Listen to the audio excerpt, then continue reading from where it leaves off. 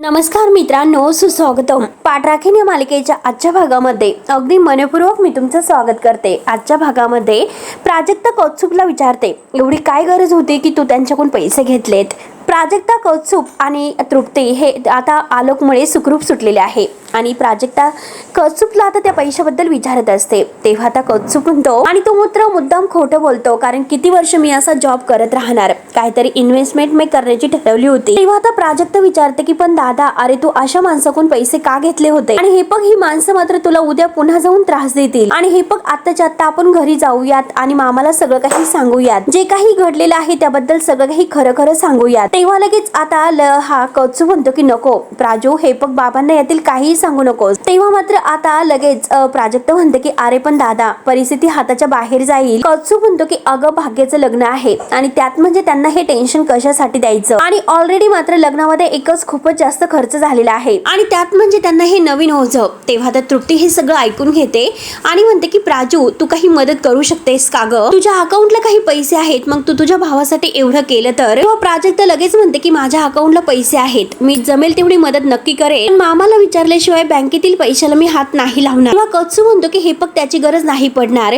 आणि हे बघ प्राजू, तू बाबांना काही सांगू नकोस, पैशाची व्यवस्था झालेली आहे असं समज. तेव्हा आता तृप्ती विचारते की म्हणजे, प्राजू सुद्धा विचारते की म्हणजे कसे काय पैशांची व्यवस्था झाली. कौत्सुभ आता खोटं बोलतो आणि म्हणतो की हे बघ ऑफिसमध्ये मी आता लोन साठी अप्लाय केला होता आणि ते लोन आहे ते लेट झालं होतं, म्हणून या लोकांकडून मी पैसे घेतले होते आणि तीच खूप मोठी चूक झाली आणि ते लोन आलेले आहे, त्यामुळे मी त्यांचे पैसे देऊन टाकेल. तेव्हा आता प्राजक्ता विचारते की नक्की ना दादा. तेव्हा आता कौत्सुभ हसून म्हणतो की हो नक्की. तेव्हा आता प्राजक्ता म्हणते की बरं ठीक आहे, चला आता घरी निघूयात, एकतर ऑलरेडी खूप उशीर झालेला आहे. तेव्हा आता तृप्ती मात्र कौत्सुभकडे बघत असतो. तेव्हा कौत्सुभ तिला खुणावतो शांत राहिला, आणि तेवढ्यात मात्र आता प्राजक्ता आपली बॅग वगैरे घेते आणि तेथून मात्र ते तिघेही आता निघून येतात. घरी मात्र आता भाग्य वाटच बघत असते. तिला मात्र प्राजूची खूप काळजी लागलेली असते की नक्की काय आणि कसं, कुठे गेली असेल प्राजू, किती उशीर झालेला आहे, अजूनपर्यंत का आली नसेल. आता तिचा काही जीव राहत नाही. ती आपली बॅग वगैरे घेते आणि प्राजूला शोधायला जायला निघते.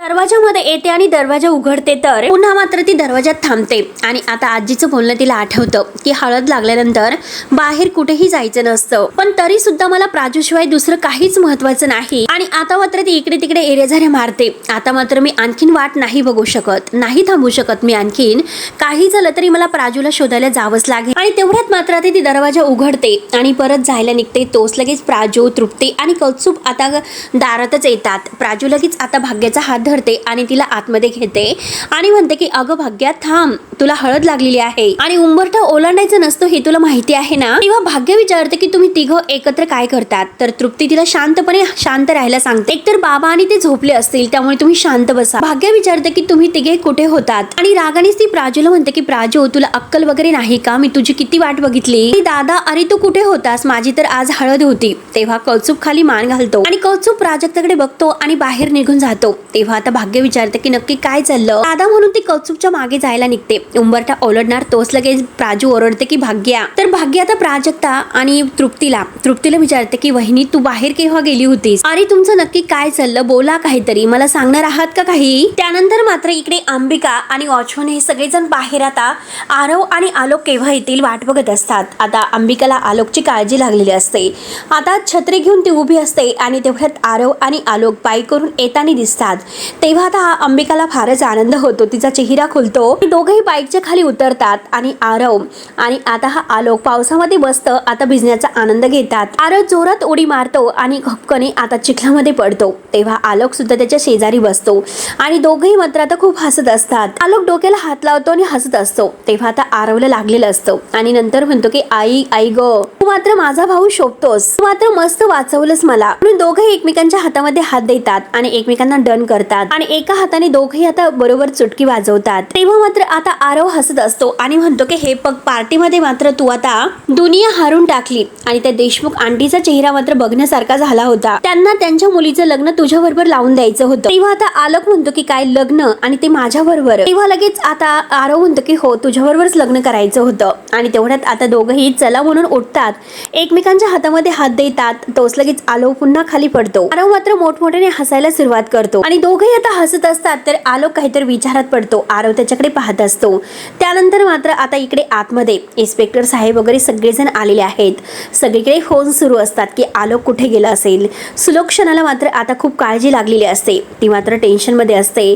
सगळेजण आता इकडे तिकडे फोन फिरवत आहे. तेवढ्यात अंबिका धावतच येते आणि सुलोक्षणाला म्हणते की जाऊबाई आलोक परत आला. ते ऐकून आता सुलोक्षणाला फारच आनंद होतो. अंबिका म्हणते की आरव त्याला घेऊन आला. सुलोक्षणा विचारते की कुठे आहे. तेव्हा अंबिका सगळ्यांना घेऊन बाहेर येते. आरव आलोकला म्हणत असतो की हे पग संध्याकाळ झाल्यानंतर कुठेही एकट्याने बाहेर जायचं नाही. हे पग जरी तू गेलास ना तर आलोक म्हणतो की तू आहेस ना, तू बरोबर येशील आणि मला परत घेऊन येशील. आरव म्हणतो की चल तू आता मला आतमध्ये घेऊन चल. तेव्हा मात्र आता दोघंही एकमेकांच्या हातामध्ये हात देतात आणि दोघंही परत चिखलामध्ये त्या पाण्यामध्ये आता खाली पडतात आणि त्या पावसाचा आनंद घेत एकमेकांबरोबर ते आता एन्जॉय करत आहेत. तेवढ्यात सगळेजण बाहेर येतात.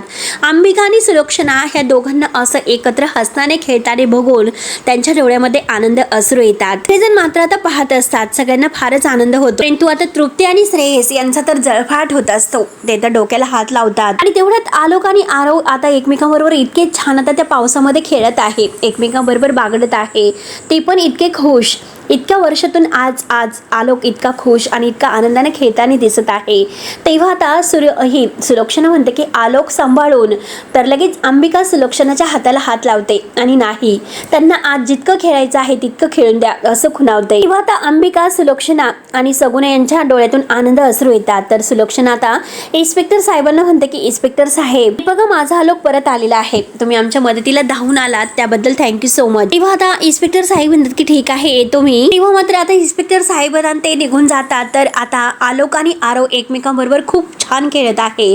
तेव्हा अंबिका आता खुश होत म्हणते की याच गोष्टीचा आनंद आहे की इतकं सगळं काही होऊन सुद्धा आलोक शांत आहे आणि मला तर असं वाटलं होतं की आलोक एवढ्यामध्ये शांत नाही होणार. तेव्हा आता सुलोक्षणाच्या डोळ्यात सुद्धा पाणी येतं. ती म्हणते की आलोक अरे तुला कायम असं हसताना मला बघायचं आहे आणि मला पूर्ण खात्री आहे की तुला असं आनंदामध्ये कायम फक्त प्राजक्ताच ठेवू शकते आणि तो दिवस दूर नाही की ज्या दिवशी प्राजक्ता या घरामध्ये सून म्हणून तिचा गृहप्रवेश होईल. तेव्हा अंबिका देवाला हात जोडते. आलोक अगदी सुखरूप घरी आलेला आहे म्हणून. त्यानंतर कौस्तुभ इकडे बाहेर जाऊन थांबलेला असतो. तर भाग्यात तृप्ती आणि प्राजक्ताला विचारते की नक्की काय झालं होतं, तुम्ही काही बोलणार आहात की नाही, नक्की तुम्ही तिघीजण बाहेर का गेला होतात आणि दादा कुठे होतात. तेव्हा आता प्राजक्ता म्हणते की भाग्या तू जरा शांत होतेस का. तेव्हा आता भाग्य रागाने प्राजक्ताला म्हणते की तू जरा गप्प हो. हळदीसाठी मात्र मी करवलीचा पाट आहे तो रिकामा ठेवला होता. मी रागावले तरी सुद्धा मला असं वाटलं होतं की तू हळदीला नक्की येशील म्हणून. तेव्हा प्राजक्ता म्हणते की अगं ते पण भाग्य काही तिला बोलून देत नसते. भाग्य म्हणते की गप्प बस, मी रागावले म्हणून तू इतकं रुसून बसशील आणि तू एकही फोन माझा उचललेला नाही. तेव्हा प्राजक्ता तृप्तीकडे पाहते आणि धावतच मात्र ती खिडकीजवळ येते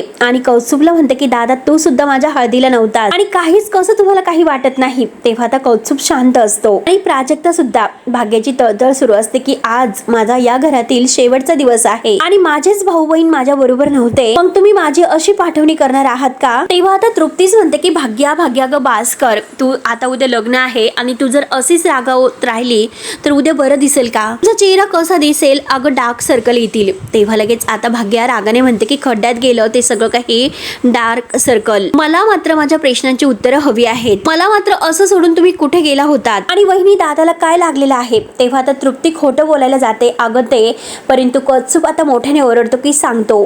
कौस्तुभ खाली मान घालत आत येतो. तेव्हा आता कौस्तुभ सांगायला पुढे येतो तर तृप्ती म्हणते की कौस्तुभ अरे तू काय करतोस. प्राजक्ता सुद्धा आता कौस्तुभकडे पाहत असते. तेव्हा आता कौस्तुभ खोटं बोलतो. कौस्तुभ म्हणतो की हे बघ भाग्या, अगं तुझ्या लग्नासाठी जो काही बँड मी ठरवला होता तर त्याने मात्र ऐन वेळेस अगदी टांग मारली. आता तृप्ती हसते आणि म्हणते की हो बँड वाजवला त्याने आमचा. आणि त्यानंतर कौस्तुभ म्हणतो की हो ना, आम्ही तिघेही आता बँड शोधण्यासाठी बाहेर वेड्यासारखं फिरत होतो आणि त्यामुळेच मात्र माझा पाय स्लिप झाला आणि मला लागलं. तेव्हा आता तृप्ती म्हणते की हो ना, केवढं शोधलं. तृप्ती म्हणते की हो ना किती लागलं विचारायला, पण तरी सुद्धा आम्ही शोधतच होतो आणि तुला तर माहितीच आहे की आता लग्नाचं सीझन आहे त्यामुळे बँडवाले सगळे काही बिझी असतात. तृप्ती म्हणते की हो एकदम बिझी आणि कौस्तुभ पुढे म्हणतो की शेवटी आम्ही आता ओरण. आणि तेवढ्यात मात्र आता तृप्ती सुद्धा म्हणते की हो ओरण तर पनवेल आणि दोघेही आता एकमेकांच्या सोबतच म्हणतात की हो. त्यानंतर मात्र आम्ही ओरण आणि पनवेलमध्ये पोहोचलो आणि माझ्या मित्राच्या ओळखीने आम्हाला एक बँडवाला भेटला. तेव्हा आता तृप्ती म्हणते की हो फायनली भेटला तो. जातो आणि त्याला मिठीच मारली. कौत्सुक आता तृप्तीकडे पाहतो आणि म्हणतो की हो, असं आम्ही त्याला अगदी कन्व्हिन्स केलं. तेव्हा आता भाग्य हे सर्व ऐकून घेते आणि कौत्सुकला म्हणते की दादा, लग्नामध्ये बँड बाजा हा महत्वाचा नसतो. महत्वाची असतात तर ती फक्त आपली माणसं, जी आपल्या बरोबर अगदी सपोर्ट बनून उभी राहतात. आणि ह्या बँडवाल्यासाठी तुम्ही माझी हळद मिस केली का? आणि तुम्ही दोघंही माझ्या हळदीच्या कार्यक्रमात नव्हतात. मला काय वाटलं असेल याचा विचार तुम्ही का करत नसाल?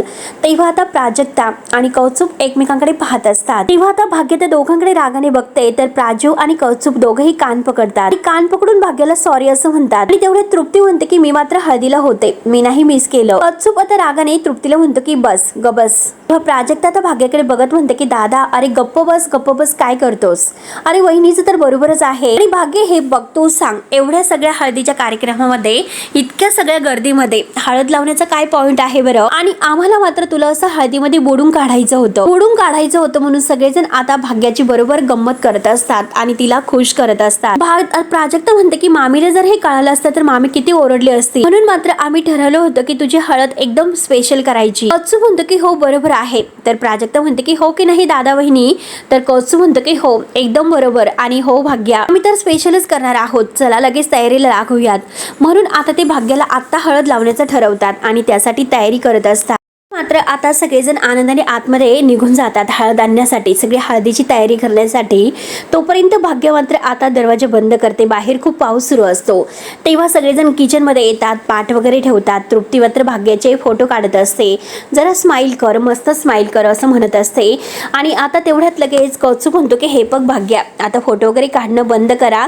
आणि लगेच मात्र तो आता भाग्याला धरतो आणि तिला पाटावर तेथे बसवतो. कारण त्यांना आता सगळ्यांना भाग्याला हळद लावायची असते. आणि सगळेजण मात्र त्याची पूर्ण तयारी करतात आणि सगळेजण आनंदाने पुन्हा एकत्र भाग्याची जी काही हळद त्यांनी मिस केलेली आहे ती सगळी आता अगदी मस्त एन्जॉय करण्याची ठरवतात. आणि मस्त मात्र तिला आंब्याची पानं घेऊन हळद लावतो आणि तिच्या नाकाला मस्त आता तिची गंमत करतो.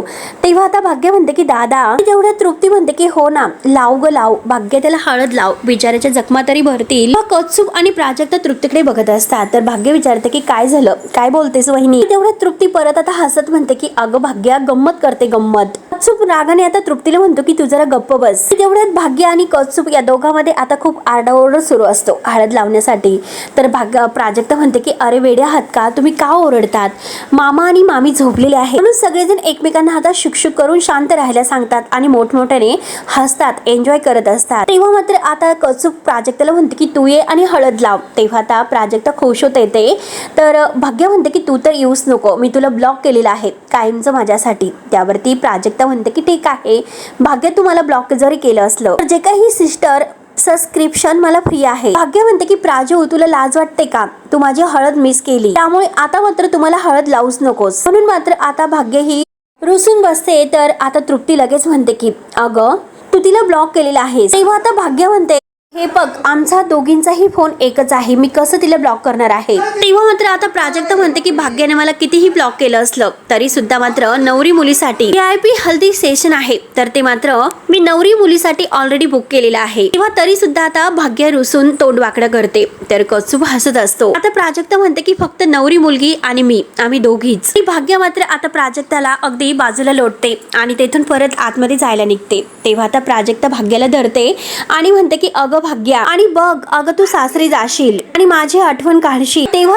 मात्र तू म्हणायचं नाही बर का, सॉरी प्राजू मी चुकले, मला माफ कर, तुझ्याकडून मी हळद लावून घ्यायला पाहिजे होती, वगैरे वगैरे वगैरे. आता भाग्य हसते आणि म्हणते की इमोशनल ब्लॅकमेल आणि लाव हळद असं खुश होत म्हणते आणि पुन्हा पाटावर जाऊन बसते. तेवढ्यात प्राजक्ता खूप खुश होते आणि हळद लावायला मात्र आंब्याची पान आपल्या हातात घेत ती मात्र भाग्याला आता मस्त खुश होत हळद लावते. आणि मस्त ती आता भाग्या प्राजक्ताकडून हळद लावून घेत असते. दोघी खूप एन्जॉय करत असतात आणि तृप्ती मात्र त्या दोघींचे छान असे फोटो काढत असते. दोघी खूपच खुश आहे. तेवढे तृप्ती मात्र तो फोटो दाखवते आणि भाग्या बघ. तेव्हा आता भाग्य म्हणते की प्राजू हे काय, तू तर पूर्णपणे मला माकड बनवलेला आहे. मात्र आता लगेच प्राजक्ता म्हणते की माकडाची बहीण तर माकडच दिसेल. भाग्य म्हणते की थांब मी तुला हळद लावते. म्हणून दोघी एकमेकींच्या मागे आता पळत धावत असतात आणि भाग्य ही प्राजक्ताला हळद लावण्याचा प्रयत्न करत असते. तेवढे तृप्ती आता खूपच जोरात ओरडते. आता भाग्य आणि प्राजक्ता जागी स्तब्ध उभे राहतात.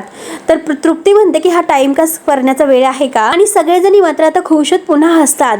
तृप्ती मात्र आता सगळ्यांना मस्त हळद लावते आणि सगळ्यांचा मात्र मस्त एक सेल्फी काढते. सगळ्यांचं एकत्र छान असं मस्त एकत्र सेल्फी बनलेलं असतं. त्यानंतर आता प्राजक्ता रूम मध्ये आलेली असते. चेंज वगैरे करून मात्र ती आता बेड वगैरे व्यवस्थित करत असते आणि तेवढ्यात तिला विचार येतो आजच्या दिवसाची. तो विचार करते आजचा दिवसच खूप भयंकर गेला. अगोदर रोहनच्या बाबतीत भाग्याचा गैरसमज आणि नंतर मात्र सुलोक्षणा मॅमची पार्टी आणि त्यानंतर मात्र दादाचं हे असं. सुलोक्षणा मॅमच्या घरी सगळं काही व्यवस्थित तर झालं असेल ना आता आणि त्यांचं काही नुकसान व्हायला नको, कारण आयुष्यभर मग त्यामुळे मी स्वतःला कधीही माफ नाही करू शकणार. आणि भाग्य आता तेवढ्यात दरवाजात येते आणि प्राजू असं म्हणते, परंतु प्राजक्ता विचारत असते.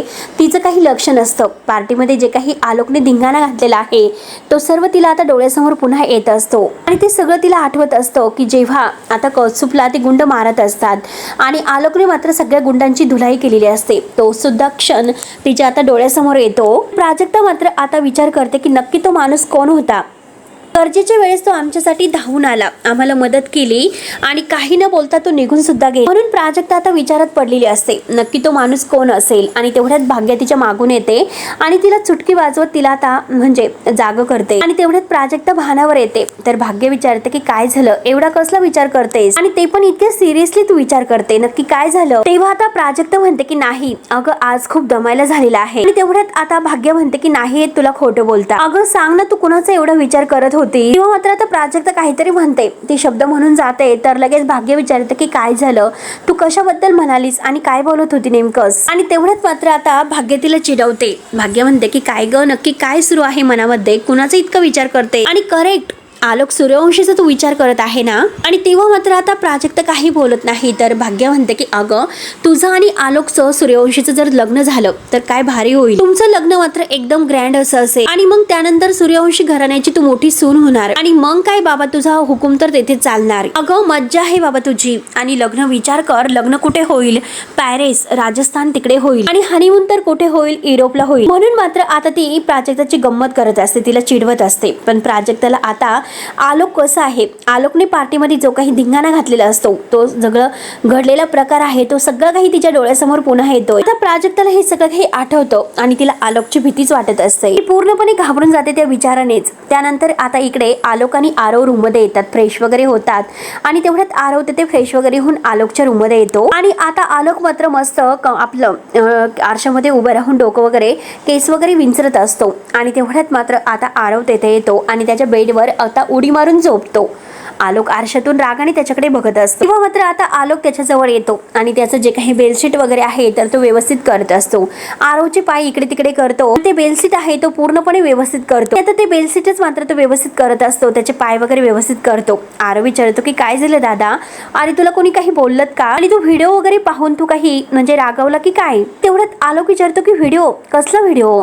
तर आरव म्हणतो की काही नाही. अरे कसला व्हिडिओ नाही, मला सांग बरं तुला खरंच कोणी काही बोललं का असं विचारतो. तुला कोणी त्रास दिला म्हणून तू काही. तेव्हा आलोक म्हणतो की मला कुणाची हिंमत आहे का मला त्रास देण्याची. तेव्हा आता आरव म्हणतो की अरे पण तू मारामारी का केलीस. तेव्हा आलोक म्हणतो की करावी लागली. तेव्हा आरव त्याला विचारतो की म्हणजे नक्की काय घडलं. तर आलोक त्याला सांगायला सुरुवात करतो, अरे मी रस्त्याने जात होतो, मला जरा शांतता हवी होती, कारण ह्या पार्टीमध्ये जे काही आता किओस होता त्यापासून मला शांतता हवी होती. आणि जेव्हा मी तिकडून जात होतो तेव्हा मला तिकडून कुठल्या तरी मुलीचा किंचाळण्याचा आवाज आला आणि मला तर असं वाटलं होतं की ती काहीतरी डेंजर मध्ये असेल, म्हणून मी बघायला गेलो आणि तर ती मुलगी. तेव्हा आता आलोक लगेच उठतो आणि त्याला सांगत असतो. तर आरव हे ऐकून म्हणतो की अरे अरे अरे मामला तर मुलीचा आहे, म्हणजे एका बिचाऱ्या मुलीला तू वाचवण्यासाठी माझा दादा तिथे प्रकट झाला. तर नाही तो प्रकट नाही झाला, त्याने मात्र हिरो सारखी अशी एंट्री घेतली आणि तिला त्रास देणाऱ्या लोकांना मात्र अगदी झोडून काढलं. आणि नक्की ती मुलगी होती तरी कोण रे. तेव्हा आता आलोक म्हणतो की भित्री भागूबाई होती. आरव हसतो आणि म्हणतो की कोण. आलोक म्हणतो की भित्री भागूबाई होती. तेव्हा आरव हसतो आणि म्हणतो की हे बघ कालपर्यंत तर तुला लग्नच करायचं नव्हतं आणि ज्या दिशेला जायचं नाही त्या दिशेला गाडीच कशाला पकडायची. हे आलोकचं जे काही बोलणं आहे तर आरव त्याला त्याची आठवण करून देतो. तेव्हा आलोक म्हणतो की हे बघ आरव माझी मस्करी वगैरे करू नकोस. तेव्हा आरव म्हणतो की अरे हे असं बोलणारा म्हणजे आज तू चक्क एका मुलीला मारामारी करून वाचवलंस.